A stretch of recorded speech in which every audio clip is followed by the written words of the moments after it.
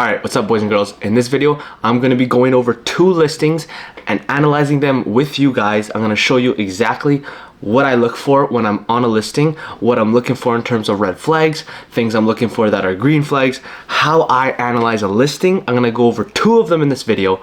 One of them is an item I wouldn't buy. So if I came across this listing in the wild, I'm going to go through and explain why I wouldn't buy it. And the second one, the one at the end of the video, is one I would buy. The second item is an item I would buy myself. It's an item sold in Canada. You can sell it on the Amazon Canadian marketplace. So I'm literally gonna give you a free product. And I know what you're thinking. Some of you are probably like, oh, I'm gated and everything. Whatever he shows me, I'm not gonna be able to sell. Wrong. This item, you will guaranteed be able to sell. I personally guarantee it because I'm gonna explain why in a second. So let's jump into the computer. 2 items, one good one, one bad one. Let's analyze some listings. I am a Canadian. I sell on the Amazon Canadian marketplace. I'm starting to dabble in the US and I make videos documenting my journey and stuff I learned along the way. If you guys would like to get some one-on-one time with me, ask me a bunch of questions, and just pick my brain about what it's like. I've been selling for about 13 months now. You could book a call in the description where we can chat it up one-on-one. The second thing I want to go over, alright guys, real quick, if you're looking for a prep center to do your prepping for your Amazon inventory, if you're a Canadian, I'm going to be linking the prep center that I use below in the description of this video. I'm going to be giving the contact details below so you can reach out to them. It's called Hustlers Prep. They're new on the scene. They do extremely good work. I haven't had a problem with them. They are very open with communication, telling me when my shipments are packed, when they're sent out, etc., etc. No problem with them. Exceptional pricing. I'm going to be linking them in the description. If you want to use them, please shoot me a message on Instagram at AMZThomas. It's going to be up here. I'm going to give you a special code.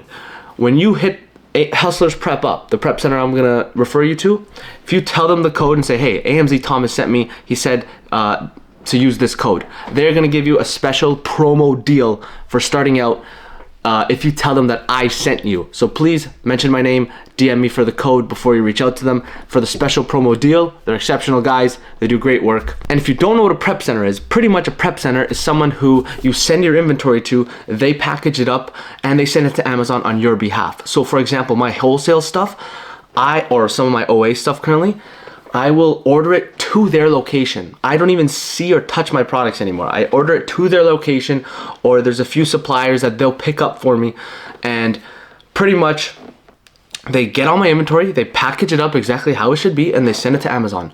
So that just takes so much off my plate. I could focus more on finding ASINs and not having to prep and pack. So if you guys are interested, link in the description. Tell them I sent you. All right, boys and girls, here we are, the first listing. This is the listing that I wouldn't buy. So let's jump into it from scratch as if I just stumbled upon it, and let's go through my thought process. So, bang, I stumbled upon this listing. What is it? It's a 3-pack.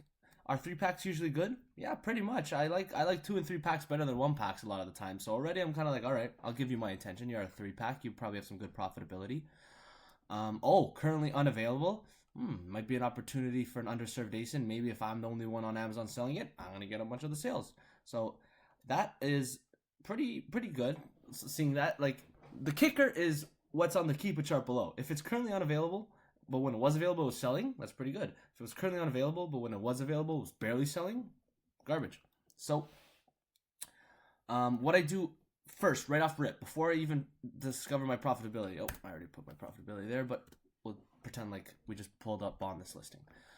First thing I do is I don't even look at anything here. I just pretty much look at the buy box price, which there isn't one here, and immediately go to the Keepa. So I see the Keepa and I'm all right. I'm liking it. Why am I liking it? Well, the sales rank, this green graph up here, a lot of ups and downs. I like seeing that. That means this stuff sells. Pretty consistent as well. I like that. The buy box, not very consistent, but who knows? We don't know the full story yet. Maybe it's profitable at all of these ranges, but buy box, a little bit of red flag, not that consistent, but the sales rank looks like it sells a lot. Initially, I would also just click statistics here. 25 a month. Great. We like that. Sellers, looks like it goes out of stock from here and there. I don't really mind those because then if I get in stock, I'm the only one selling it. So right now, the Keepa's looking good. Again, I don't know the profitability yet because I don't know what I can buy it for. So these numbers over here, these buy box numbers mean nothing. because until I know what I can buy it for, that's when they'll come into effect. But just off drops alone, just off the sellers going up and down, and the sales rank being very plentiful for it to be 25 drops a month, so far I'm intrigued and I'm interested, and I'm maybe like 60-70% I'm thinking, yeah, this is something I'm gonna buy. So I already found the listings on the internet, but I'll try to find them from scratch. Let's see. So I'll copy this, but it's 3 flavors, right? So we're not gonna put all 3 in. We're gonna go here. We're gonna paste wellness kiddos variety treat. It's not a variety pack, so we'll delete this. We'll try to, usually stuff like this, we'll find all 3 on the same website. So first we'll look for chicken and cranberries.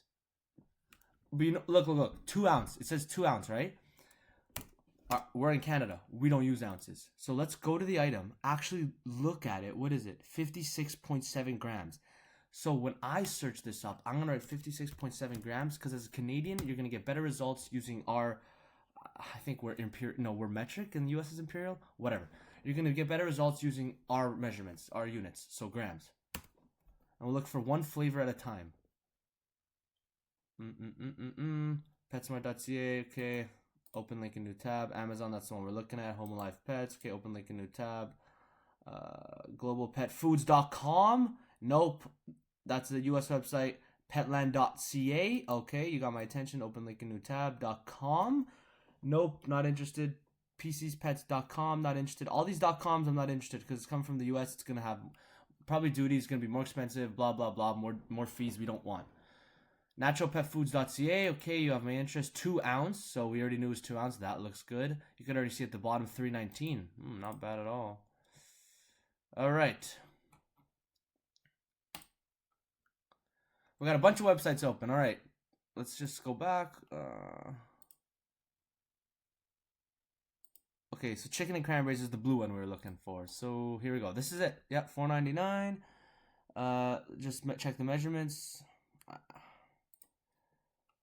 2 ounce, size 2 ounce. Perfect. This is the same flavor and size we're looking for. So we know this website has it for $4.99. This website has it for $3.99. Again, 56.7 ounce. And yeah, okay. So that website has it for $1 cheaper.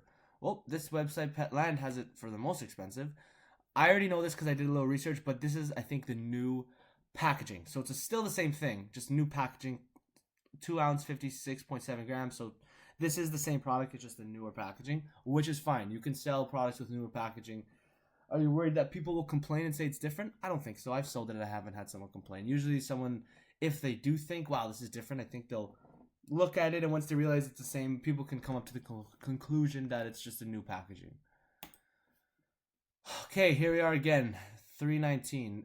Just by looking at this website and seeing that it's probably not like a big retailer or someplace I can go in store, maybe. Like, it looks like an older website. I'm guessing there's going to be a decent amount of shipping on this, just on my intuition alone. But $3.19, $5.58. Okay, this one's most expensive. Let's delete that tab.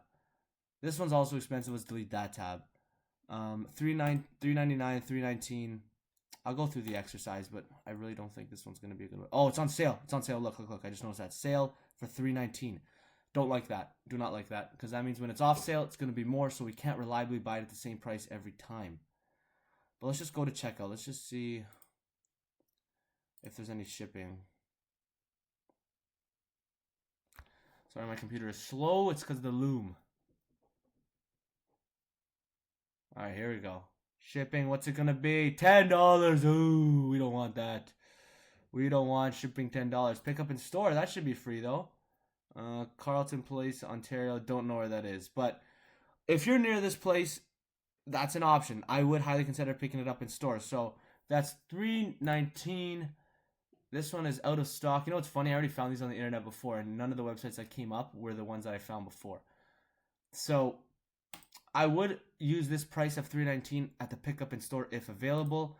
This website says out of stock, but I found other websites before I started this video that actually have them all. So here they are.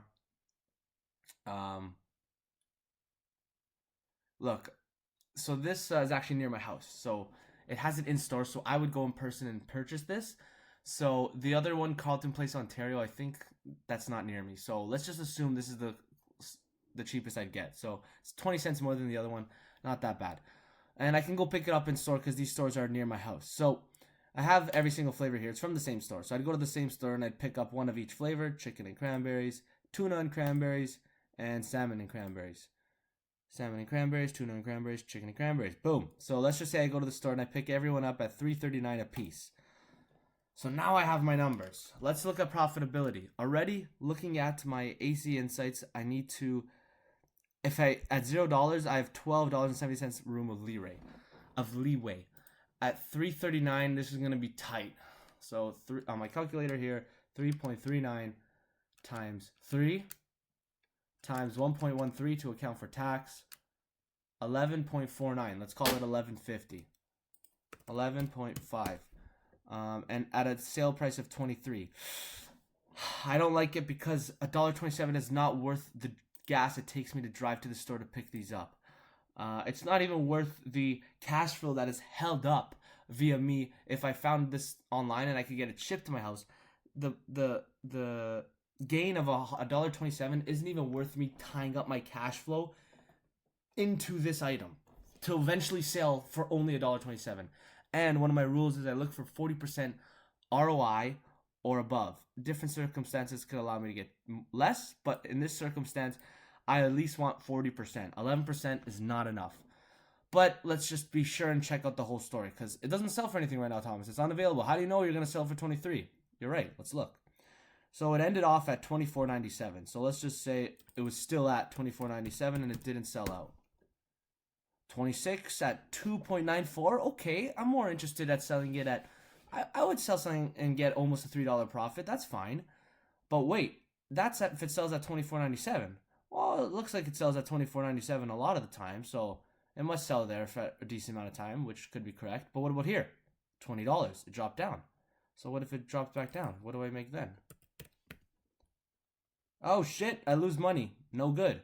Okay, well maybe that was the only time in the whole history of the ASIN to drop down. Let's go back a year instead of 3 months. Okay, so it looks like it hovers around 24 to 21. Let's see if that's accurate. Buy box, average in the last 90 days, 23, 23, 23. So for the last year, the average price is 23.44. So let's sell it for 23. I always like to be modest, so I'll just do 23 and exclude the 44 cents. We're still back at that price. I don't like it. The average price it's sold at for the entire year is only going to give me $1.27 profit. I don't like it. 1, because it's not worth my time. 2, because if, God forbid, everyone else jumps on this listing and the price tanks, I have no room for my price to go down before I start losing money. If I had a 40% ROI, it can drop a few bucks and I'm still making money. And then maybe eventually sell out and then no never to buy that ASIN again. This, it drops a buck, boom, I'm already in the red. So there's no room for the price to drop. So everything has to go right in the next year and it cannot go lower, which of course is not realistic. That's not going to happen. Things always go wrong. And I just want to point something out to you guys. If you think like, oh, like in the past 3 months though, like it's been selling at 24. Look at this. This is something that you should notice. When does it sell at $24? It sells it at $24 when over here selling at $24 when there was 1 or 2 sellers. Then it ran out. Then 1 seller jumped on, it sold it at 24. Okay, 3 sellers jump on, it's still selling at 24. As soon as 4 sellers jump on, boom, it goes down to 23. And then at 3 sellers, it goes back up. And then boom, 4 sellers come on, it goes down to 20. The more sellers that hop on a listing, the more for the fight to the bottom of pricing will go. So rule of thumb, when more sellers hop on, when there's a more supply, prices go down. When there's less supply, so there's only 1 seller, like down here, prices go up. So that's why this guy is able to sell it for $24, because he's the only guy on this listing. He's not competing with nobody. So pay attention to that when you're looking at this chart. Even the times where it's good, $24, that's good. That's when there's low sellers. Like even here, you could say, well, Thomas, there's 3 sellers and it still sells at 24. Sure, you're right, but for the most part, at the times when the price is high, is when the sellers are low. So another red flag I don't like about this is the sellers go up and down too much. If the price was $24 steady like it is, but the seller line was like straight, meaning that whoever jumps on the listing, it doesn't seem to affect price, then it wouldn't be as bad. Because look, when you see there's a lot of sellers here, $7, yeah, I guess 23, 24, it held. But I just don't want to buy this because it's not worth my time. The sellers is a little unpredictable. The buy box graph, yes, while it is pretty decently steady, it's steady at a not high ROI, so not that good. And also, if I buy, let's say, 3 items, like my rule is I buy 3 of an ASIN to test, each of them costs $11.50. If I bought 3 of these ASINs, that would cost me about $35. That's not really anything, but the point is that's $35 that now I have to spend today and probably won't get my $1.27 profit times 3 for at least a month by the time it goes on Amazon, by the time someone sells it, buys it, by the time Amazon pays me out. Like, I'm not going to see this $35 for a while. Is the fruits worth the reward of not being able to see this money for a while? No, it's not. So for that reason, I'm out. Now, I kind of like this idea for this video, so I'm going to keep this in mind when I go across other listings that hit specific red flags I don't like. I'll note them, and then I'll make videos on them. So now, the part you've been waiting for. Let's get into the listing that I would try out and purchase, and that you can, because I'll teach you how to get ungated on it. Boom, baby. Lego Spider-Man. So, I have a video on how I got ungated and things when I started my Amazon journey. Check the link in this video for that video. Watch that video. I explain how to get ungated in Lego. So you could get ungated in Lego. You could buy this product after you watch this video and start selling it. But for a short recap, Lego, pretty much you go on the Lego website, which I already pulled up for you guys right here. You find this item, you buy it, and then in your settings on the Lego, like, okay, ignore this Rakuten, top right, if you go to your settings, there's like a print invoice for orders. Print your invoice for the order, and then submit that invoice for this product. I did that on a Lego keychain when I first started out, and I got ungated in Lego. So now you have no excuse as to why you can't buy this product. So let's go through this listing. Let's say I just stumbled upon it randomly. So boom, stumble upon Spider-Man keychain. Okay, $21. Immediately I'm thinking, all right, that seems like expensive for a keychain. Hopefully I can find this thing for like $5 or something. Okay, there's a little claim risk indicator here. That means there's an IP claim, but it was in the US marketplace. Whew, so we're good. Doesn't affect us. So immediately write down. Oh, let me just delete that because I already put the price in. But immediately write down to the keeper. I always go right down, and I always start with statistic. 44 a month. That's good. We like 44 a month. That sells a lot. What else do I see? Sellers going up and down. Don't really like that too much. Buy box semi-consistent, but for the amount that the sellers are going up and down, the buy box is more consistent than I think it. Like, it's pretty consistent, the buy box pricing, for how much the sellers are going up and down. But now it's all about the numbers. So let's say I search this up on Google, which you will find this on lego.ca. Boom, $7.99. Let's do our calculations on our calculator. $7.99 times 1.13, which is the price after tax, 9.03. So I always start with the current buy box price. So $21 is already, actually no, this is $19.99. So start with $21, 9.03. Wow, 48% profit, ROI, sorry, 48% ROI with a $4 and change profit. That's solid. $4 profit is solid, especially for 44 drops a month. Like, that's good. That's real good so far. But we gotta check the whole story. It's at $21 now. What was it at before? Okay, before it's more. Ah, here we go. Fuck. $19.39. So let's see. Is it still profitable at the lowest point? Not bad. 33% ROI. I know my rule is 40, but my rule is 40 or around $3, or different factors come into play. Is this less than 40? Yes, but it's $3 profit, which is still good. And the fact that it sells so much at 44 drops a month, I wouldn't mind testing something with lower ROI because I know that I could probably move it quicker. So even if it's a dud, it'll get moved quicker and I'll never buy it again. If it's good, I could just sell the thing at a low ROI a lot of times. So these are other things that come into my head when I determine if I'm going to sell something for lower than 40% ROI. So usually $3 or 40% ROI is my threshold. So even at the lowest point in the past 3 months, which is also my rule, I always take the lowest point in the last 3 months as my judge on the profitability. So the lowest point in the last 3 months passes the profitability check. But to be sure, because this seller graph going up and down is a little scary, I'm going to always go to the year.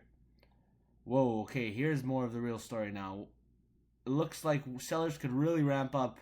When was this? I don't know, maybe it came out around this time because it looks like it goes crazy here. But even when the sellers were at the highest, it still was at, like, look, $20, $19. So even when the sellers should have dropped in price so much, like, it's a no-brainer when you see a mountain of sellers this high that price should drop. Even when that seller mountain happened, it still stayed at $19. So that gives me confidence that even if a bunch of people jump on the listing and there's a lot of volatility, the price will still hold around $19, which I am okay with because it gives me $3 profit and it sells fast. So even if it duds out on me after a while, I can move it quick and not even care about looking back. So looking at the buy box statistics as well, I like to see that it's shared. Look, all these people here, 33%, 29%, 15%. You don't like seeing when one guy has 98% and one guy has 2% of the buy box share. You like the load to be shared around people, so that's really good as well. So for this reason, I would give it a try. I'd go to lego.com, I'd buy 3 of these bad boys, and I'd sell it. And if you're gated, watch my video explaining how to get ungated in Lego. Get ungated, and bang, here's a free product for you to use. All right, so that's the video. Went over 2 listings. If you guys have any questions about things I said, leave a comment. I'll respond to all of them. Check out my Instagram, like I said. If you intend to use the prep center, Hustlers Prep, please reach out to me first. So I'm gonna give you a special code so you can get special pricing with them. And also mention that AMZ Thomas sent you. I'd really appreciate it. And yeah, see you on the next one.